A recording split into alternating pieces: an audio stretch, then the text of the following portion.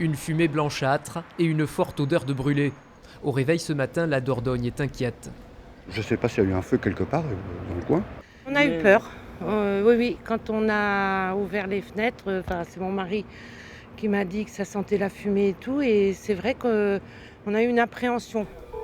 Au centre d'appel des sapeurs-pompiers, le standard est submergé. Mais du moment que vous ne voyez pas de flamme à proximité, que ça fait comme une odeur de brûlé et puis du brouillard blanc à l'extérieur, c'est les incendies de la Gironde en fait qui inondent le département.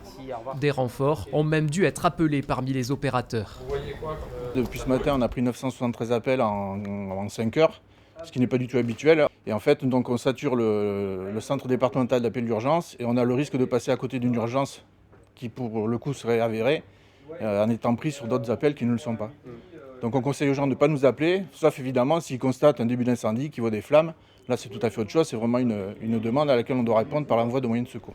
Selon la préfecture, les fumées ne présentent pas de risque majeur pour la santé, mais les pompiers et les services de l'État recommandent de garder les fenêtres fermées et d'éviter les activités physiques.